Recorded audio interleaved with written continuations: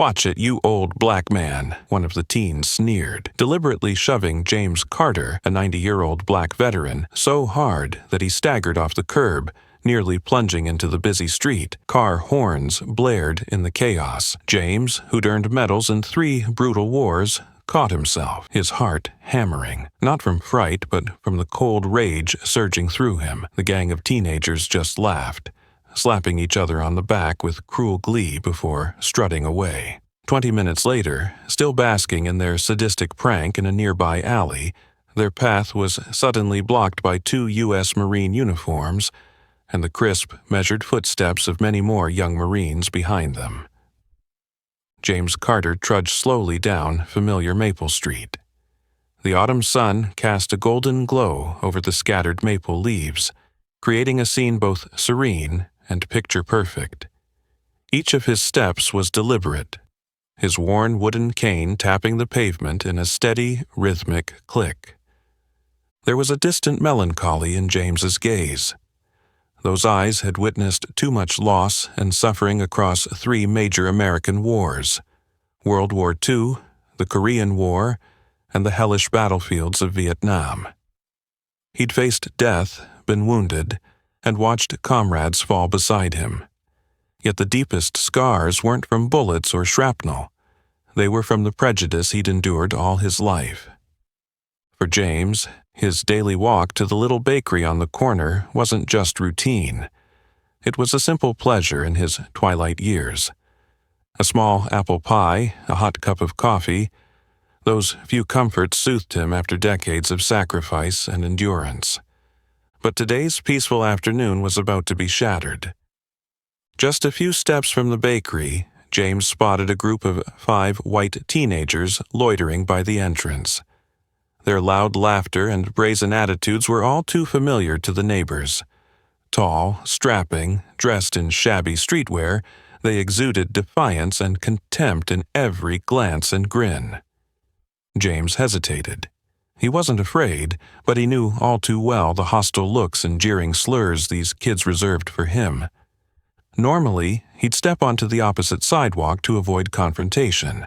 Yet today, his aching joints made detours painful, and he silently asked himself why he should keep yielding to such senseless cruelty. Mustering his courage, James cleared his throat in a respectful, measured tone. "Excuse me, young men. May I pass, please?" Tyler Evans, the tallest of the group, wearing his baseball cap backwards, turned to James with blatant scorn. His cold blue eyes roamed over the old veteran from head to toe before he spat out, "Old man, you can't see the other side? Or are you too senile to know where you're going?"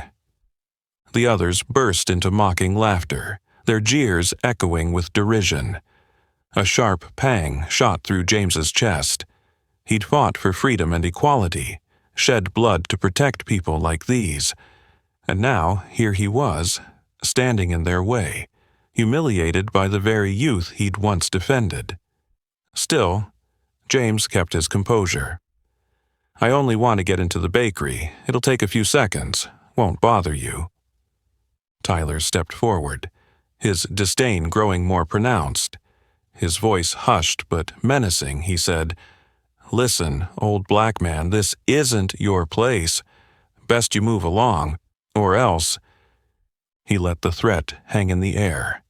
The atmosphere grew suffocatingly tense. Passers-by glanced over, but no one dared intervene. James felt his heart tighten. He'd heard this hateful rhetoric too many times, and each instance cut deeper than the last. Yet he refused to back down now. He straightened his back a bit more, his voice calm yet firm. "I just want to go into the bakery. A few seconds, that's all." Tyler sneered, a cruel smile crossing his lips. Without warning, he lunged, ramming his shoulder into James. The old man lost his footing, his cane skittering across the pavement as he pitched forward into the onrushing traffic. Car horns shrieked in panic. Through the chaos, James caught sight of Tyler's satisfied, malicious grin, mirrored by his friends who laughed triumphantly behind him. In that moment, all James felt was searing indignation, a wound deeper than any battlefield injury, the sting of contempt and racial hatred. His peaceful afternoon had been shattered in the most brutal way. "Watch it, you old black man," Tyler Evans sneered, his voice dripping with contempt as he leaned back, arms folded, eyes cold as they bored into James. Even after nearly being crushed by traffic, saved only by the instincts of a seasoned soldier, James Carter's patience and civility felt stretched to their breaking point. Tyler, the ringleader, stood there all swagger, surveying James from head to toe as if etching his frailty into his mind. His steely gray-blue gaze held both challenge and the unspoken hatred society had fed into these arrogant kids. "Wow, you're tougher than I thought, old man," Tyler taunted, voice laced with sarcasm. "Veteran, huh? Should have folded up shop 40 years ago." His friends, bunched up like a wall behind him, erupted in laughter. Billy, the redhead, whistled mockingly. "What's next? Gonna show us some battlefield roll and dodge moves right here on the sidewalk?" Brandon, Tyler's loyal sidekick, shouted over the noise so the whole block could hear. "Careful there, old man. The combat zone here is this gutter, not some desert or jungle." Hostility and scorn thickened the air. Under their jeers, James felt the emptiness in Tyler's stare, an emptiness born of contempt, of trampling another's dignity just to prove false superiority. Slowly, James bent and retrieved his cane, gripping it not as a weapon, but for reassurance. Memories of his service flashed back, the shared rations, the nightly shelter beside brothers in arms of every color, the frozen nights in foxholes. Yet here, on his own homeland streets, he was nothing but old black man to these kids, their derision as painful as any battlefield wound. "I'm just asking for a bit of space to get into the bakery," James said, his voice low but clear. "I don't want trouble or to teach anyone a lesson. I just believe every one of us deserves respect, young or old." Tyler snorted and beckoned his gang with a dismissive flick. "Respect? You want respect from us? You think your veteran's card or those rusty medals make you better than anybody?" He took a step closer, lowering his voice to a cold whisper meant only for James. "Let me tell you something, old black man. You ain't nothing here. The older you get, the more worthless you become. We, younger, white, are the future. Got it?" His words cut deep, reopening wounds James thought had healed long ago. Wounds from even his fellow soldiers who once doubted him because of his skin. He'd known that gaze and tone before, but never felt it sting so sharply as hearing it from these kids, in a society that claimed to have moved forward. The tension was suffocating. Storefront windows snapped shut. Passers-by glanced over, then hurried off, leaving James alone facing naked hostility. In his eyes there was no fear, only sorrow, disappointment, and a quiet rage held back all his life. Tyler squinted, lips curling into a cruel grin. "So you want us to move? Go on, crawl through if you've got the guts."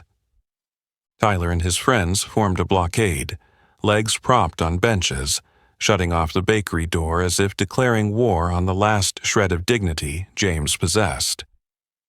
James straightened his shoulders and met Tyler's gaze. Inside him, the blood of a soldier who once stood under fire to defend justice and freedom began to boil. Never before had an ordinary afternoon on this quiet street felt so charged with threat and animosity. The tense silence between James and the teens stretched on for several more seconds, every glance and gesture like a spark ready to ignite a wildfire. Tyler, still smirking defiantly, not only refused to make way, but deliberately escalated the threat. He stepped back as if directing the petty violence he'd scripted for himself.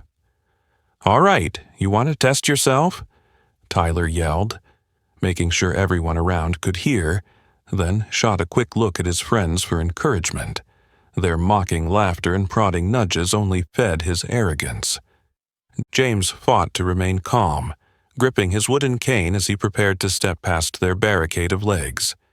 He knew one wrong move could cost him dearly: his health, his honor. But to back down would be to accept their trampling of his dignity, something he refused at any age. Tyler glanced down at his feet, then his eyes glittered with mischief. He waited until James lifted his foot to step forward, then suddenly swung his leg out to block him. At the same moment, what looked like a light tap on the shoulder turned into a deliberate shove, far stronger than you'd expect from a seemingly harmless 20-year-old. "Careful, old man," Tyler sneered. No concern in his voice, only malicious delight. James was knocked off balance. His frail legs wobbled on the narrow sidewalk. His cane slipped from his hand, and he staggered backward, shoulder slamming into a cold metal bench. Right then, a gray sedan roared past the curb, its brakes shrieking in panic. It all happened in the blink of an eye. Chaos exploded around him, blaring horns, terrified screams from bystanders, the cacophony stretching endlessly in James's head. For a moment, he felt suspended between life and death. Every soldier's reflex surged back. He gritted his teeth and twisted, using the last of his strength to avoid the oncoming wheel, then rolled toward the edge of the curb. Behind him, Tyler and his friends still cackled. Not carefree child's laughter, but the sound of cold indifference and unpunished cruelty. Tyler clapped his hands and addressed the group. "See that? He's got more moves than I thought. Guess the old man still thinks he's on the battlefield." Billy, Brandon, and the other teens joined in, laughing even louder, paying no mind to the danger that just passed or the angry glares from nearby neighbors. Onlookers remained silent. Some wanted to help, but were stopped by fear or hesitation. Meanwhile, Tyler and his gang strutted about proudly, as if they'd achieved some heroic victory in their cruel game. They reveled in having taught that old black man a lesson, never realizing that their actions had dishonored themselves and their community. James, hands trembling, retrieved his cane from where it had landed. His legs still shook, but his eyes burned with both pain and a long-suppressed fury. He quietly brushed the dust off his clothes, said nothing, but in his mind vowed, this time, he would not let it end in silence. The quiet peace of this small street had been shattered by a malicious shove, one that not only harmed a vulnerable veteran's body, but also reopened the wounds of an entire generation who'd once stood bravely for justice, only to be mocked and trampled on their own soil. Before the dust even settled, James Carter gripped his cane so tightly his frail hands shook, and yet the resolve of a veteran forged in fire wouldn't let him fall. His eyes, blurred with age but still sharp as ever, had stared down death too many times to yield now. In that split second, reflexes honed on battlefields kicked in. He twisted aside, dodging the tire by inches, and caught himself on the curb before the traffic could sweep him away. His heart pounded, not from fear, but from a deep, rising fury. What had just happened wasn't an accident. It was an insult, a deliberate act of cruelty meant to humiliate a man who'd spent his life fighting for freedom and equality. Yet, while James gasped for breath, fighting to steady himself, Tyler Evans and his friends stood there on the sidewalk, wholly unrepentant. The pale autumn light highlighted every cruel smirk and empty gaze. Tyler crossed his arms, a smug half-smile playing on his lips, eyes glittering with triumph. "He's pretty spry, isn't he?" Tyler shouted so the whole block could hear. "Maybe when we're his age we'll still be able to run like that." Billy, Brandon, and the rest erupted in cold, knife-like laughter. Not one of them flinched at the memory of nearly pushing an old man into oncoming traffic. To them, it was nothing more than mindless fun, a break from the boredom of a lazy afternoon. A young woman passing by stopped as if to help James, but Tyler's menacing glare sent her hurrying away, clutching the child at her side and throwing James a single, helpless look of pity. James stood perfectly still, the cane shaking in his grasp, not just from the fall, but from the sting of shame. Memories flooded back of being shoved aside and sneered at for the color of his skin, even as he wore the uniform and the medals he'd earned. Tyler resumed his performance, as if the whole scene were a comedy. "So, old man, enjoy being the center of attention? Want to give it another go?" he jeered. The gang howled with laughter again, blind to the despair and barely contained rage in James's eyes. The cruelty of youth, fueled by groupthink, had erased every moral boundary. For Tyler, this was a moment to flaunt power, to impress his friends with a false sense of superiority born of cowardice. The street fell silent, but for the kids' echoing laughter, James's ragged breathing, and a few scattered uneasy glances from onlookers. Maple Street's once peaceful calm lay shattered by a vicious shove, and now by the cruel indifference of those too young to grasp the value of human dignity. Deep inside, James felt something change. He knew that if he simply endured this in silence, such cruelty would grow unchecked, turned again on other vulnerable victims, other veterans of color, other innocent people. A fierce determination ignited in his eyes. His heart still thundered, but now it beat with resolve. He would not let this atrocity be forgotten. The cruel laughter of the teens hadn't even died down when a woman on the far side of the street, her brown hair tied neatly at the nape of her neck, darted across. It was Linda Martin, a familiar face on Maple Street, always helping the elderly, always the first to speak up when she saw injustice. She hurried to James's side, her worried eyes sweeping over his lined, weary face. Still trembling from the shove, he leaned on his cane and slowly straightened, shoulders quivering, back a little more bent than usual. Gently, Linda laid a hand on his arm, her voice trembling with concern and anger both. "Mr. Carter, are you all right? Those kids were awful. Do you need me to call an ambulance?" James forced a weak smile, far more fragile than his usual calm. He shook his head and sighed, his voice carried on the dust of time. "Thank you, Linda. I'm just a bit stunned. I've been through worse than this more times than I can count." Linda drew another breath. Her compassion softened, but her gaze hardening as she turned toward the departing teens. She opened her mouth to scold them, but Tyler had already backed off, raising his hands in a mocking shrug before he and his friends stomped away, still jeering without so much as a backward glance. Their shadows stretched across the sidewalk in distorted streaks, as if the cruelty, the coldness, and the indifference they carried had its own twisted shape, lingering here through the years. Gently, Linda guided James to sit on a nearby park bench, quietly waiting as he caught his breath. But she didn't yet know that the deepest wound he felt wasn't from the fall, nor from bruises on flesh long accustomed to injury. It was an invisible wound, the humiliation and profound blow to his dignity, the proud heart trampled without mercy. Staring into space, James felt himself drift far from Maple Street.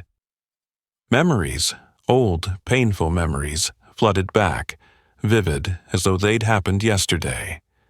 He remembered the first time a white officer ordered him out of the whites-only mess hall on base. He recalled the loneliness of wearing a U.S. Marine Corps uniform, yet still being treated as an outsider in his own unit. In his youth, James had believed, if I fight bravely enough, if I sacrifice enough, people will respect me, will treat me as a true American. Life, however, was never that simple. Despite medals and battlefield honors, he'd returned home to suspicious glances and whispered slurs, simply because of his skin. He'd seen a fellow black soldier doused with water and insulted at a victory celebration, been refused service at a restaurant, forced to wait in the rain like any second-class citizen, found hate mail slipped under his door, warning that not everyone wants a black Marine living here. Those memories, long buried, surged back to life at the memory of Tyler's smirk and cold laughter. Noticing James's distant expression, Linda squeezed his hand and whispered, "You don't deserve to be treated this way, Mr. Carter. No one does, especially someone who's given their life for this country." James nodded, grateful for her kindness, but deep inside his heart rose a wave of helplessness that weighed down his aging spirit. He wondered, what had all his sacrifices, those cold nights in foxholes, those brushes with death, really bought him? A quiet afternoon on a small street now felt like a luxury he could no longer afford, just because of the color of his skin. Far off, the teens had turned into a narrow alley, their laughter echoing behind them. But James barely heard it. His heart felt as cold as it had on the battlefields, except now his enemy wasn't a foreign soldier, but the hatred and indifference of his own country's next generation. He thought of his father, fired from a factory for demanding fair treatment for black workers, of his mother, who wept all night when he enlisted, proud yet terrified he'd never be accepted as an equal. Each generation had to brace itself to endure, hoping one day things would truly change. "Are you sure you don't need to go to the hospital?" Linda gently asked, pulling him back from his reverie. James shook his head once more. The fall was a mere scratch compared to what he'd lived through. He knew his body would heal, but the wound in his heart would smolder on. Until this society learned to see, to honor, and to protect the dignity of every person, regardless of the color of their skin. Linda took a tissue from her purse and dabbed at a scratch on his arm, her eyes full of compassion and helplessness. She wanted to offer stronger words of comfort, that society had come so far, that these kids were just bad apples in a good barrel. But today, she wasn't sure she believed that anymore, seeing so much apathy on Maple Street. James looked at her and managed a wry, heartfelt smile. He appreciated Linda's kindness, but he also realized he could no longer remain silent or patient. If he stayed quiet today, who else tomorrow would suffer this insult? How many more? Veterans like him, children like his mother, neighbors like Linda, would bear these invisible wounds. A fierce light sparked in his eyes, reignited by memories of old, the days when he was the soldier who dared stand up to injustice, whether under enemy fire or beneath the prejudice of his own countrymen. Silently, a new resolve took root in him amid the pain and shame. He would not let this happen again. He would not allow a single generation to believe that insulting, shoving, or discriminating against a black veteran was normal or without consequence. Beside him, Linda sat in quiet support, unaware that in James Carter's mind, a new fight had just begun, a fight to defend his dignity, the dignity of those who've suffered, and the promise of justice and change for all Americans. Next to the park bench, where Linda Martin still sat patiently, supporting his arm, James Carter stood in silence, staring at his scuffed shoes and frayed laces. The late autumn air was crisp, carrying the faint scent of pastries and the distant sound of children playing. But inside him, there was only loneliness, restlessness, and an ache he couldn't name. Silence. Two words he'd known all his life. Silence in the face of scrutinizing stares at southern bases. Silence outside whites-only barbershops. Silence when he was denied a post-war job because of the race box on his application. He understood that silence offered no protection, earned no respect. It only allowed injustice, violence, and prejudice to grow unchecked, choking out any hope for fairness. Linda's gentle gaze was laced with sorrow. She seemed to read the thoughts in James's mind, yet all she did was squeeze his shoulder to lend him strength. Her warm, brown eyes promised encouragement without a single word. "Are you really all right?" Linda asked, for the third time in less than 10 minutes. James nodded, offering a quiet, subdued smile. But he knew. If he stayed silent today, tomorrow, other old men, other mothers, other black boys would become the next targets for another Tyler Evans. Silence was no longer an option for someone who once wore the Marine Corps uniform. He rose to his feet, his steps steadier, though his legs still trembled. Linda looked at him, surprised. "Do you want to go home, or should I take you to the police?" she asked. James shook his head, his eyes reflecting the resolve of a seasoned warrior. "No," he said, "I can't let this go as if nothing happened. Not this time, Linda. I won't be silent anymore." Linda gave him a soft smile, sensing the change in his voice. She knew this man, though aged, still carried the unbreakable spirit of a battle-hardened Marine. He wasn't standing up just for himself, but for all those who had spent their lives gritting their teeth, waiting for the respect they'd earned. James took a deep breath, gazing down the alley where Tyler Evans and his gang had disappeared. In that moment, he saw his fallen comrades, Black Marines who'd laid down their lives for this flag. They did not fight to return home only to be trampled, insulted, and dismissed on American streets. That thought rekindled his fire. A Marine never backs down from injustice. An old sergeant's words in Okinawa echoed in his mind. Today, James would not back down. He retrieved his battered cell phone from his jacket pocket, hands trembling slightly as he searched for the number of the local Marine Corps Center, the place he visited at every commemoration, where he was truly heard and honored as a living piece of Corps history. Linda watched, a mix of surprise and pride in her eyes. "Who are you calling, James?" she asked.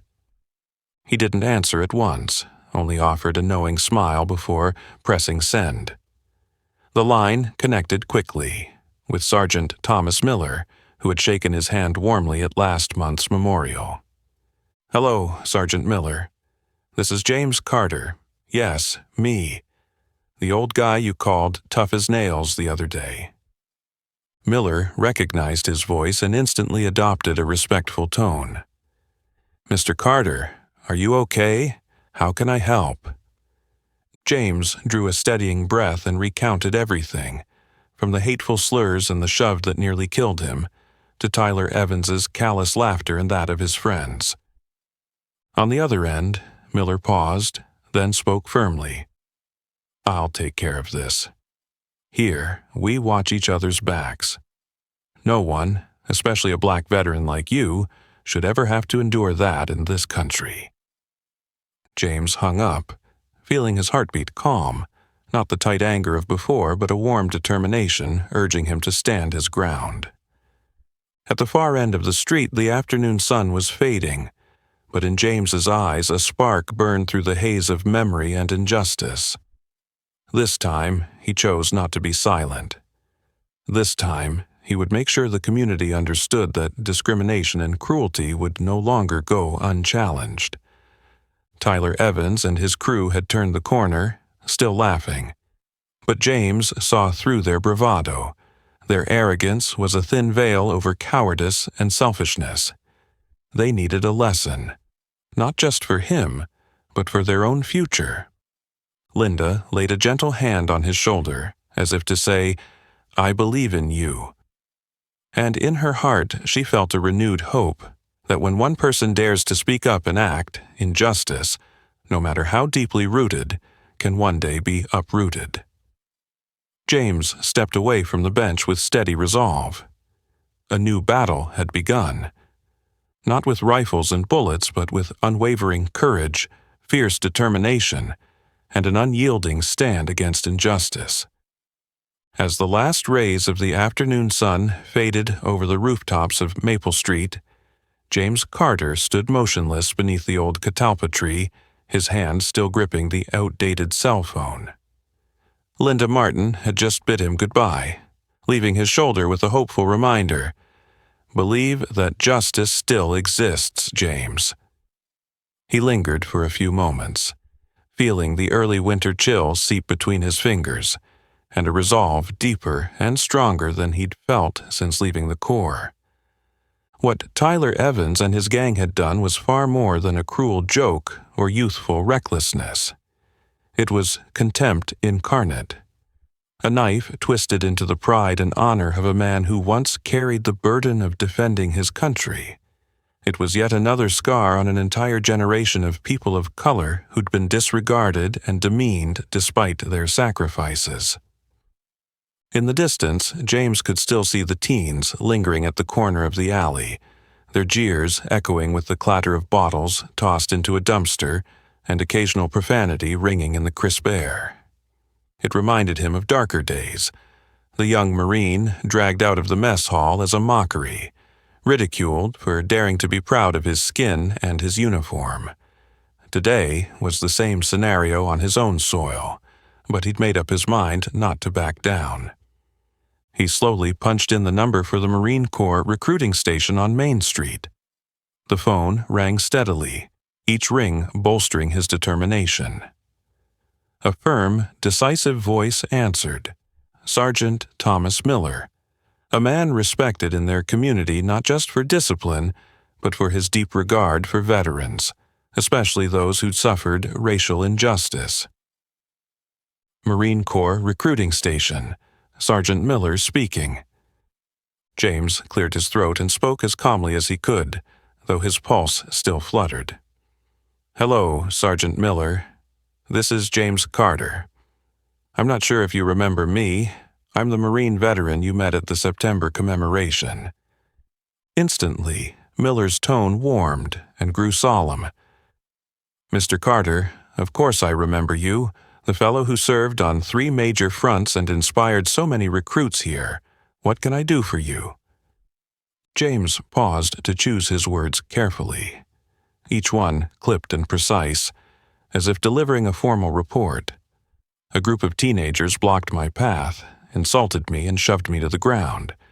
Their slurs were clearly racially motivated. They mocked me for being black and for my military service. The worst was when their leader, Tyler Evans, hurled me into the street, nearly getting me run over. I'm not badly hurt, but being trampled like that, it felt as if my years of sacrifice meant nothing. Sergeant, I cannot stay silent about this. On the other end, Miller was silent for a heartbeat, his breathing echoing resolve. "Sir, where are you now? Are they still around?" James pointed them out. "They're still in the alley behind Maple Bakery at the corner. I think they'll stick around. It's their turf." Miller's voice sharpened like a bugle call. "Thank you for letting me know, Mr. Carter. Harassing a veteran, especially a black Marine, is unforgivable. I'll be there with a few Marines in a few minutes. Stay put and don't engage them. You'll have the respect you deserve in the name of the Corps." He hung up, letting out a breath that steadied his racing heart. He knew that if he stayed silent, this would vanish like so many past slights he'd endured, never wanting to make a fuss. But this time, he'd spoken out. This time marked a new beginning, not just for him, but for the whole community. The teens, oblivious to the incoming support, were still lounging in the alley. Tyler Evans slouched on a stone bench, his foot propped up, twisting a soda can as if celebrating his victory, glowing with the unrepentant arrogance of pampered youth. Brandon and Billy, his sidekicks, laughed as they rehashed James's near-fatal stumble, mimicking his voice in cruel mockery. Guess the old guy thought he was back on the battlefield. Thank God nobody filmed it, otherwise TikTok would have eaten it up. Their malice hung heavy in the dim glow of the street lamp. The teens like ghosts, unaware of the line they'd crossed from prank to crime, from excitement to cruelty. Meanwhile, James sat quietly on the park bench, spine straight, eyes fixed ahead. His shoulders tremored, not from fear, but from the knowledge that many others like him, black veterans, had spent their lives suffering in silence. Today, though, thanks to a single choice, everything had changed. Soon, the measured cadence of Marine boots would echo down the sidewalk. The men who had sworn to uphold the Corps' honor were on their way, and this time, James Carter would not stand alone. The moment James Carter's call ended, Sergeant Thomas Miller stood silent in the small office of the Marine Corps recruiting station, his fists clenched tight. Behind him on the wall hung photos of veterans, white, black, Latinx, Asian, all once bound by the same oath to defend America's honor and freedom. Their eyes, frozen in silver frames, reminded Miller of his solemn duty not just to the Corps, but to the justice every uniformed man and woman deserves. Without hesitation, Miller strode into the hallway. A single, sharp command halted the young Marines in their tracks as they finished physical training in the yard. Heads snapped to attention, awaiting orders. Marines! One of our veterans was attacked and insulted by a group of teenagers on Maple Street. This is more than bullying. It's an assault on a veteran's honor, a racist affront, and an attack on the spirit of our Corps. We will not tolerate it, now or ever. The atmosphere changed instantly. The once boisterous recruits went stone silent, faces hardening with righteous anger. To them, James Carter wasn't just some old man, he was a living symbol of pride, a reminder of battlefield sacrifices, proof that strength can overcome prejudice to build the Corps we serve today. Miller nodded to two junior sergeants, Harris and Rodriguez, signaling them to join. 6 privates, only 18 or in their early 20s but forged in strict discipline, fell in beside him, checked their uniforms, eyes fixed on their senior. Within a minute, a compact, resolute detachment stood ready, exuding stern authority. "Move out," Miller ordered. The formation marched smartly down Main Street toward the alley James had described. En route, Miller briefed them crisply. 3 key points: an attack on a veteran, unmistakable racial bigotry, and their role not merely to reprimand but to set an example for the entire community, even those bystanders who'd silently watched. Meanwhile, in the alley behind the bakery, Tyler Evans and his friends remained blissfully unaware of what approached. They clustered around a battered dumpster, laughing as they rehashed James's near miss with passing cars. Billy, the group's braggart, pulled out his phone, flicked open TikTok, and taunted, "Hey, if he'd really gotten hit, would anyone tell the newspapers, or would it just be another viral meme?" Tyler swaggered, worry nowhere on his face. In his mind, they were untouchable here. This is our street, he believed, and that conviction fed his arrogance.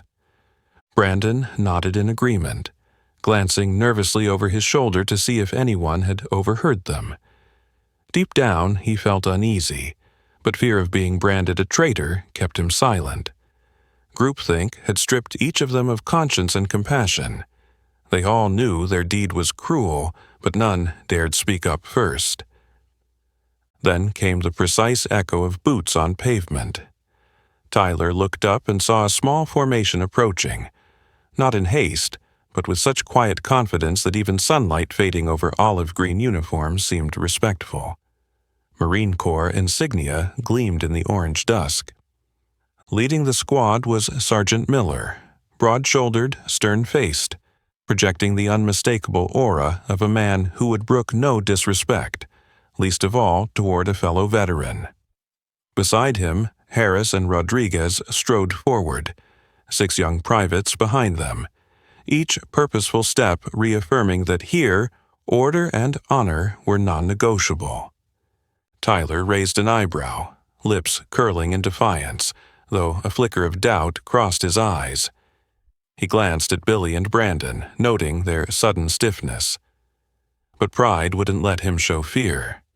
"What's this about?" "You military types coming to teach a bunch of kids a lesson," Tyler called out, voice cracking slightly. Miller said nothing at first. He simply faced the teens, his eyes cutting into each of them like a razor. He saw their bravado, their awkward guilt, and he knew his mission was more than rebuke. It was to protect an unwavering value. After a pregnant pause, Miller spoke in a deep, resonant tone. "No one here has the right to insult a veteran's honor, nor to mock age or skin color. You may think you are strong, but you know nothing of real strength, the strength of sacrifice, of honor, of respecting those who paved the way for you." The air itself seemed to still. Each word rang like a drumbeat through the narrow alley, touching the dormant conscience of every teenager present. Tyler tried to laugh it off, but his hand trembled slightly. In that charged moment, 2 generations, reckless, selfish youth versus disciplined defenders of justice, stood locked in a silent showdown. And what awaited Tyler Evans and his friends wasn't just a lecture. It was a lesson in respect, the consequences of cruelty, and the power of a community that refuses to remain silent.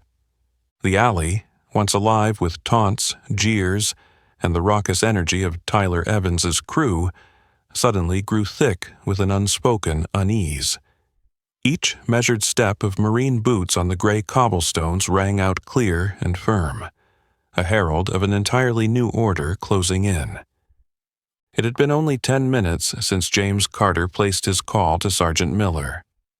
Now the Marines were here, efficient, disciplined, and utterly silent in their approach. They didn't need raised voices or displays of force. Their very bearing and the quiet authority in their posture told everyone. These were men forged in iron discipline, unconstrained by wickedness or disrespect. Tyler sat perched on an old railing, swinging his legs, oblivious until Billy hissed in panic, "Hey, look over there." Brandon turned, and instantly felt that chill of pressure emanating from the alley's far end. 6 young Marines, flanked by 2 sergeants, stood blocking every exit. Sergeant Miller anchored the center like a steel gate lowered to seal off escape routes. In an instant, Tyler's cocky grin vanished. His face shifted from mockery to confusion, then to outright fear. Moments ago, he had been the little king of Maple Street. Now that false throne collapsed like sandcastles in a rising tide. Billy, Brandon, Kevin, and Ryan froze too. Their laughter and swagger drained away as they realized this prank wasn't some harmless pastime. No one spoke. Fear and shame spoke in every tremor and dart of their eyes. Miller took no immediate step forward. Instead, he signaled to the 2 Marines at the alley's mouth to hold fast while he and the other sergeants walked in calmly, their gazes sweeping each face as though reading souls. In those steel-gray eyes lay more than military authority. There was disappointment and pity for these lost youths.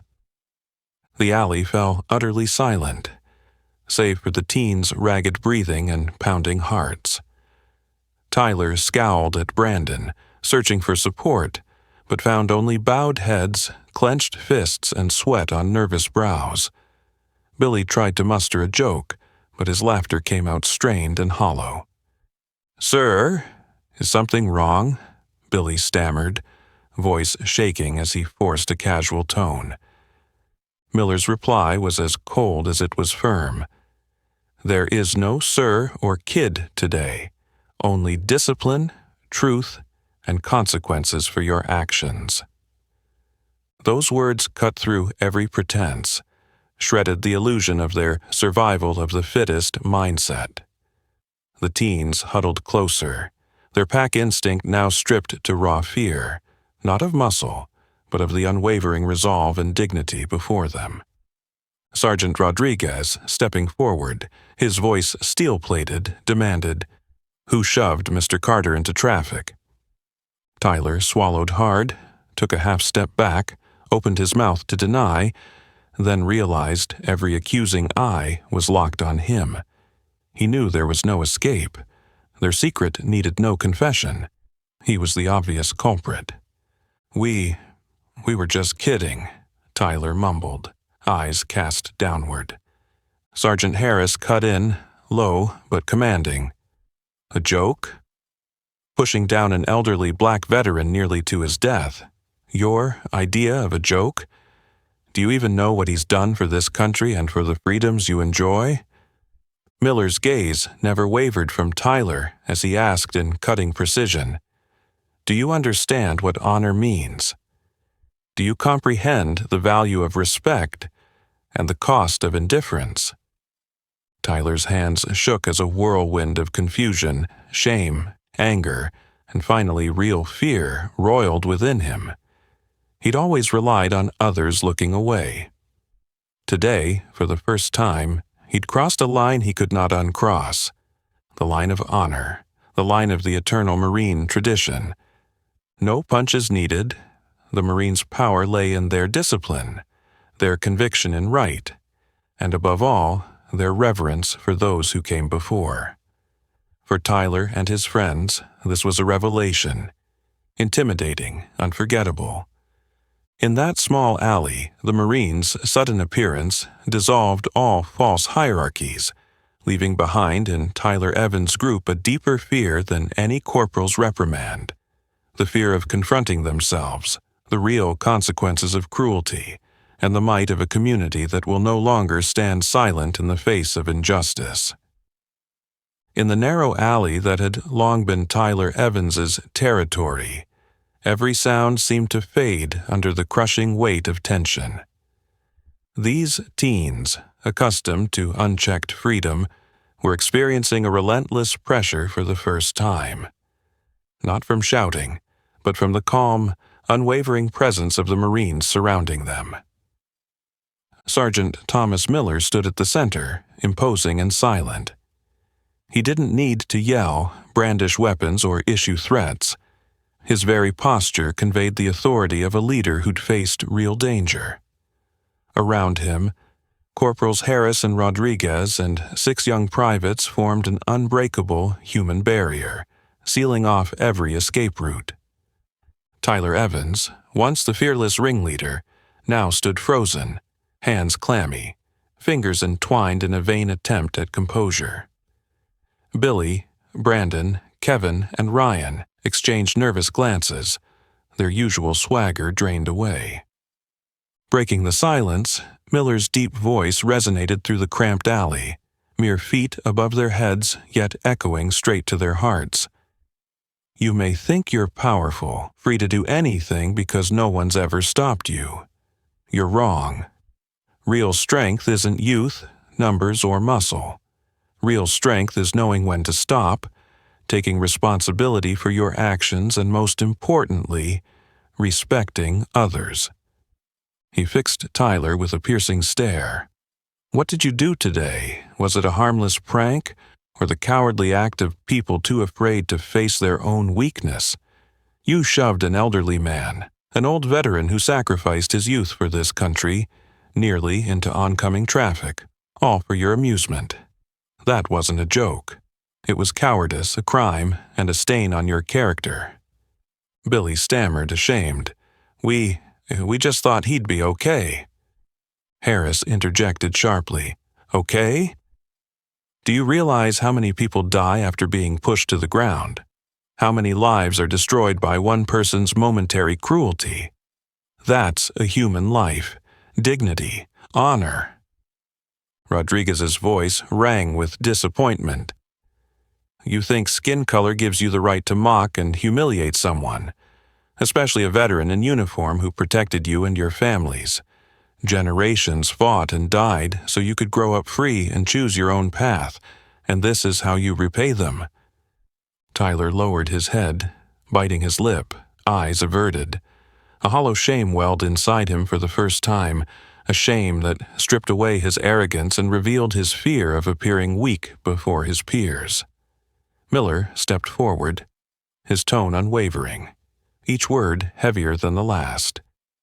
"Today, you may think you won by scaring an old man, but you lost.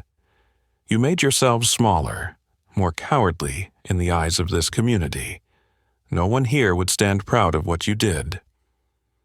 He lifted a hand to the Marine emblem on his chest. "This symbol stands for honor and responsibility. We, white, black, Latinx, and Asian, live by one principle. No one gets left behind, no one gets degraded for their age or the color of their skin.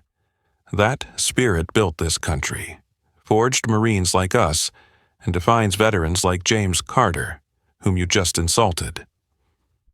A tense moment passed, broken only by the teens' ragged breaths and the wind howling down the alley. Billy's voice trembled as he asked, barely above a whisper, "Are we going to be arrested?" Miller held his gaze, his words deliberate and clear. "That depends on how you respond today. You can keep denying and blaming each other, carrying this shame forever. Or you can own your actions, apologize to Mr. Carter in front of this community, and learn what it means to be real men. Men who take responsibility and make amends. We'll be watching the choice you make." His challenge hung in the air, an opening for anyone brave enough to confront their own mistakes. In Miller's eyes and those of the Marines, there was judgment, yes, but also a spark of hope that these kids might truly change. It was a lesson they'd never forget, not taught with lashings, but with the power of pride, tradition, and the indomitable Marine spirit. Wherever justice and honor stand, evil will never prevail. When Sergeant Miller's steady, resonant words finally faded, the small alley fell into a silence as heavy as the coming winter air. Talk of honor, consequences, and respect was no longer distant theory. It had cut into each teen's mind like a blade, especially Tyler Evans, once proud of his youthful bravado and authority, now feeling smaller than ever. He slowly lifted his head and took in the faces of the Marines. No one sneered or reveled in their fear. They simply stood there, steadfast walls of justice and dignity. Their calm resolve only deepened Tyler's shame. His old pride crumbled, revealing an emptiness and regret he could no longer deny. Billy, Brandon, Kevin, and Ryan looked equally chastened. Billy stared down at his scuffed shoes, hands trembling. Brandon glanced at Miller, then looked away, lips pressed tight as though wanting to speak, but unable. The cruel jokes of just hours ago had turned into painful memories no one wanted to revisit. Miller stepped forward, his gaze softening just a fraction, but retaining its gravity. "Do you understand? We're not here to bully you or to get revenge. But you must learn this. Every action carries consequences. Honor, compassion, and respect, those are the foundations of maturity and of being true American citizens. Tomorrow, when you look back on today, remember, anyone can make mistakes, but only those who own up to them truly grow." No one answered. Tyler bit his lip, swallowed hard, a tide of remorse surging in him. All his excuses and defenses suddenly rang hollow before the eyes of soldiers who'd held fast to their principles under fire. He saw again James Carter's face, hurt, wounded pride, crushed dignity, and realized he'd humiliated not just an old man, but a whole generation that sacrificed for his freedom. Billy's voice cracked. I'm sorry. We were wrong." Those words, small as they were, became the beginning of change. One by one, hesitant apologies followed, not in unison, no longer defiant but honest. They looked at Miller, Harris, Rodriguez, the young Marines, and at one another, not to seek solidarity, but to muster the courage to face their own failings. Miller nodded and motioned for the Marines to step back. No more lectures were needed. Silence returned, but it was no longer a frozen wall of hostility. It was a space for remorse, reflection, and growth. Tyler Evans was the first to emerge from the alley, shoulders shaking, steps unsteady. He dared not meet anyone's eyes, focusing instead on each breath and each step. Billy and Brandon followed, faces still shadowed by shame. Kevin and Ryan trailed in silence. Each carried a new burden. Not fear of punishment, but the weight of lost self-respect and human dignity. At the street's entrance, the teens parted ways wordlessly, heading home in quiet, avoiding the watchful gazes of Maple Street's residents. The same neighbors who once averted their eyes, now looking on with surprise, pity, and a touch of relief. Behind them, the Marines still stood in the alley, their posture unwavering, a living symbol of justice, faith, and American pride. Miller exhaled, knowing today's confrontation had etched an indelible lesson into those young souls, a lesson in ethics, in respect, the cost of bigotry, and above all, the true power of a community when good people refuse to stay silent. Across the street, James Carter sat on the park bench, watching the teens' retreating figures.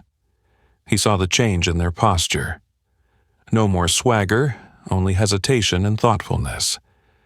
A gentle, thoughtful smile spread across his weathered face. Hopeful, despite everything. Because sometimes the deepest wounds aren't on the skin but in the soul. And when those wounds are acknowledged and healed with sincerity, they can become the very force that drives growth and a better future. As darkness settled over Maple Street, Tyler Evans and his friend's hesitant footsteps faded around the corner. An uncanny stillness took hold. Only the wind whispering through the tree canopy, distant car horns, and the soft glow of a street lamp falling across the bench where James Carter sat, his aged eyes reflecting a life's worth of memories. James never took his gaze from the alley's gate, the very spot that had been the stage for hatred and insult just minutes before. Now, he felt an undefinable emotion, like emerging from his deepest sorrow while reclaiming a spark of the old courage and pride he once thought lost to time. At that moment, Sergeant Miller stepped out from the alley, his stride sure and steady, his stern countenance softened in respect. He halted before James and rendered a precise military salute. "Master Sergeant Carter, the incident has been addressed, sir." James rose, his frail frame straightening as best he could, legs shaky but eyes shining with pride. He returned the salute, not as a hollow formality, but with the profound respect, gratitude, and camaraderie that only those who've shared combat know. "Thank you, Sergeant Miller. Thank you and your men for being here today." Miller held James's gaze, his voice firm and sincere. "We merely did what needed doing. Here, a veteran's honor and dignity are never abandoned. Those who think they can insult another without consequence, even if they're young and ignorant of the cost, will always find someone to remind them of right and wrong. Today, we were proud to protect you, just as you once protected our nation." Those simple, genuine words resonated deeply with James. He remembered his first days in the Marine Corps, a 17-year-old black boy facing suspicion and discrimination, yet pressing on with a simple belief. His sacrifice and loyalty would one day be honored if not now, then surely later. And now, in his 90s, standing in his hometown, he truly felt that honor, not through dusty old medals or grand ceremonies, but through the respectful salute and heartfelt gratitude of the next generation of Marines carrying the torch. James nodded, a long-lost pride swelling within him. Not for past glories, but because he understood. He was no longer alone in the fight against injustice. The courage, loyalty, and belief in righteousness he'd forged were now cherished, upheld, and carried forward by young men who would not remain silent. Miller offered a gentle smile. "Sir, do you need an escort home or any further assistance?" James shook his head, returning a warm smile as he looked down the street where Tyler and his crew had disappeared. "No, I'm fine. You've given me the greatest remedy any Marine could hope for: respect and trust. Keep doing what's right and let Maple Street remain a place of justice and unity." Miller rendered one final salute, then signaled his team to withdraw. The echo of disciplined footsteps rang on the sidewalk, leaving behind a peace that was no longer cold. It glowed with newfound hope. James settled back onto the bench, a rare tranquility in his heart. He knew tomorrow would bring fresh challenges, and there'd be other Tyler Evanses out there. But he also knew this: wherever justice lives, wherever people stand up for what's right, injustice will ultimately be defeated. A sliver of late-afternoon light brushed across James's silver head. He closed his eyes, feeling his heartbeat steady and warm in his chest. The pride he feared lost was fully restored, once again reminding him that he belonged to the great family of the Marine Corps, an indelible part of the eternal American dream of justice, freedom, and equality. That evening, as James Carter rose from the park bench to head home, the warm glow of pride still echoed in his chest. But what had happened in that alley wasn't merely a personal confrontation between him and Tyler Evans's gang, nor just a lesson for those wayward teens. The weight of the incident rippled quietly through the Maple Street neighborhood, awakening in the community a renewed sense of honor, justice, and respect for one another. Within hours, hushed whispers spread through every shop, cafe, and bakery, even into the cozy living rooms of the tree-lined street. "Did you hear? Those Evans boys got cornered by Marines in the old alley. What did they do to deserve that? I heard a veteran was shoved into the street, nearly killed. Mr. Carter? I know him. He's kind, polite, gave his whole life for this country. Nobody deserves that treatment, especially not a man like him." What began as soft murmurs soon became the neighborhood's favorite topic, then unofficial news that even spilled into adjacent blocks. In these conversations, James Carter's image shone brighter than ever. No longer just the silent old black man with a weathered cane, he'd become a symbol of resilience and dignity undefeated. Neighbors who'd known him, Dr. Daniels at the clinic, Jenny the baker, Miguel the mechanic, even passers-by who'd only exchanged nods, felt a swell of pride recalling that they knew or had spoken with Mr. Carter. Even the younger residents who once steered clear of the Evans boys now looked at James with genuine respect. Mothers told their children, "If you meet Mr. Carter on the street, be sure to say hello. He's a hero, part of our history." The kids who once treated the Evans brothers as untouchable were learning that arrogance and cruelty always meet real courage, self-respect, and community strength. The story didn't end with gossip. A few older neighbors wrote thank-you letters to the Marine recruiting station, expressing gratitude for safeguarding a veteran's honor.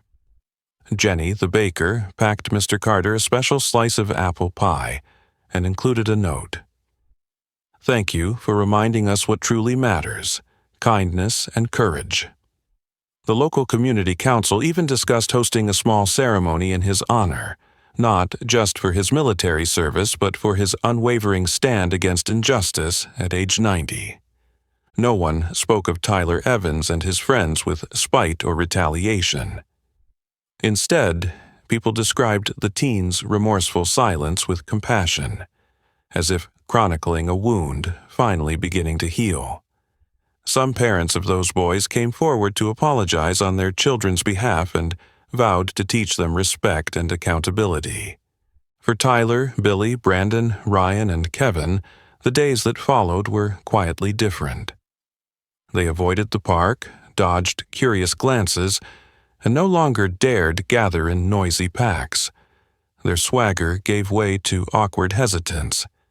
Yet, in that silence, a seed of change took root. Not fear, but reflection, an awareness of consequences, and a fledgling sense of responsibility. James Carter's story became a nightly tale in family homes, a morality lesson in the local schools, and a cornerstone of anti-bullying and anti-racism efforts across the neighborhood.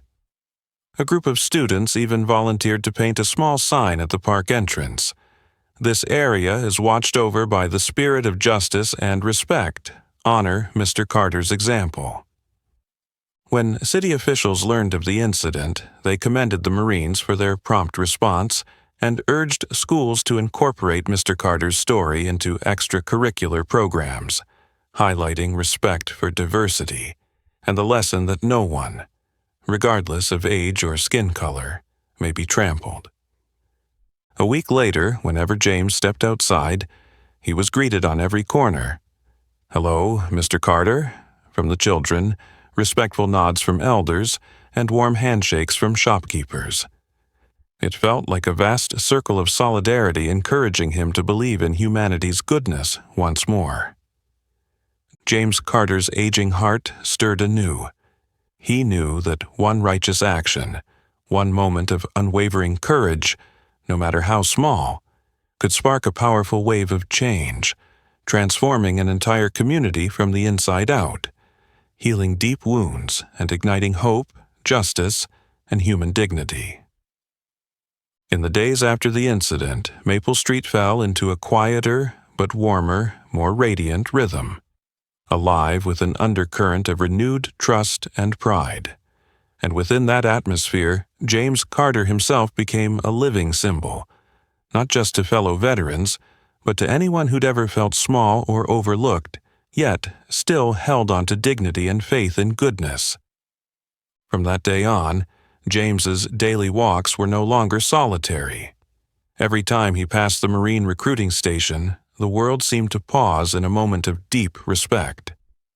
Even busy young Marines would stop, straighten their uniforms, and render him a solemn salute, an all too rare gesture of honor between generations. That image, a silver-haired black gentleman leaning on a weathered wooden cane, saluted beneath the stars and stripes, became one of the neighborhood's most cherished everyday scenes. Passers-by would smile or whisper to their children, "That's Mr. Carter, a true hero." And the kids, who didn't yet grasp the full story, would nonetheless give him a proud, courteous salute, feeling the special respect flowing between them and him. The Marines, each from different backgrounds and walks of life, found a shared empathy when they faced James. In their eyes shone gratitude for the path he'd paved, and a reminder that a Marine's worth lies not in brute strength or rank, but in loyalty, camaraderie, and moral courage. James didn't say much in reply, but every time he received that salute he returned it with all the solemnity and joy he could muster. The loneliness and shame that had once gnawed at his heart were now replaced by a sense of recognition and belonging. He was part of a proud tradition he'd spent his life defending. Sometimes the Marines would invite him in. They'd sit together in the station's common room, sharing coffee and stories, battlefield memories, life lessons, and small anecdotes. Sergeant Miller, in particular, treated James like a living archive, listening intently, drawing strength and inspiration from his experiences. Those gatherings bridged the community. Local youth began coming by the station, attending history talks and workshops on dignity, anti-bullying, and anti-racism. James Carter's story spread beyond Maple Street, to community meetings, school assemblies, and church bulletins. His name came to stand for standing up for what's right, and for the hope that injustice, no matter how entrenched, can be challenged by someone brave enough to say, enough. For Tyler Evans and his friends, the memory of that fateful afternoon never faded. Each time they walked past the recruiting station, they glanced over, ashamed, yet in awe. They'd catch sight of James and feel a fleeting awkwardness before respectfully nodding. A small but genuine sign that the lesson in honor and respect had taken root far more deeply than any punishment ever could. James's true reward wasn't fame or accolades, but the everyday affirmations of respect and gratitude from everyone on Maple Street, old and young, white and black alike. He realized that respect and compassion aren't luxuries, but the invisible thread that binds a community, healing the wounds left by prejudice, indifference, and injustice. Each evening, as the last light painted his long shadow on the sidewalk beside the standing young Marines, James felt himself not merely an aging veteran, but part of something grand, beautiful, and enduring. Something far greater than any battlefield triumph he'd ever known. Because sometimes the brightest example in ordinary life, one small act of standing up for dignity, can strengthen and unite an entire community, ensuring that pride and hope never fade away. Since the day James Carter became the living symbol of pride and unity, the story of that fateful afternoon on Maple Street has gradually turned into legend, passed down through generations as a lesson not just about one man, but about the moral boundaries of an entire community. Every week at the local high school, teachers revisit the incident when discussing the value of respect and one's duty to themselves and to others. Children who once feared the power of Tyler Evans's gang now understand that true honor doesn't lie in arrogance or mob strength, but in the courage to admit mistakes, in kindness, and in the resolve to stand up to injustice. In fact, the very members of Tyler's group, especially Tyler himself, have shown clear changes in attitude. At first, shame made them avoid everyone's gaze, but later, when they dared to face themselves and their neighbors, Tyler stepped up to help lead anti-bullying efforts, sharing his own experience to warn future generations. James Carter's story didn't just stay in memory. It became a living part of Maple Street's identity. At every major holiday celebration, he was invited to speak about tolerance, solidarity, and how a community can be transformed simply by someone having the courage to speak out and defend what's right. When he would say in his gentle voice, "No one has the right to look down on another because they're old, different, or have lived through hardships. We are a community when we protect one another, stand together, and respect every person." The entire square would fall silent, moved, proud, and grateful. His image was blown up across local newspapers, the humble old Marine flanked by respectful young recruits. That photograph hung in the community hall alongside stories of other veterans, a clear testament that there are moral limits no one may cross for any reason. Youthful recklessness, poverty, different skin tones, all pale in comparison to the unchanging values of human dignity and respect. Those, once seen as villains, Tyler's teen crew, grew up in the aftermath. Under the quiet guidance of James, Sergeant Miller, and the whole neighborhood, they were neither shunned nor ostracized, but given the chance to make amends and mature through their mistakes. Their story proved that remorse, the bravery to accept responsibility, and genuine compassion can touch even the hardest hearts. Later, whenever someone asked Tyler about that afternoon, he would bow his head sincerely and say, "That was the day I learned what true respect is, what lines must never be crossed." And I know I was forgiven. I was able to grow because this community didn't turn its back on me, but helped me correct myself. The impact of that event reached far beyond the block. James Carter's lesson was cited in military seminars, youth training programs, and state media. Everyone recognized that a single act of courage, a steadfast stand against injustice, even if it came from a silver-haired old man, could spark a wave of change, inspiring hundreds or thousands. Above all, the story remains a powerful reminder of the immeasurable strength of unity.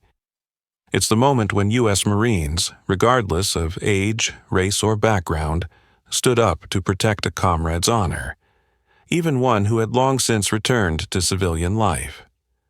They did it not for personal glory, but because brotherhood is immutable, the greatest force any civilized society can wield, the power to safeguard each person's dignity, worth, and right to respect. Maple Street is no longer just a place of painful memories. It's a land of faith, of justice, and of hope. Whenever James Carter walks by now, his shadow stretching long in the late afternoon light beside the young Marines standing at attention.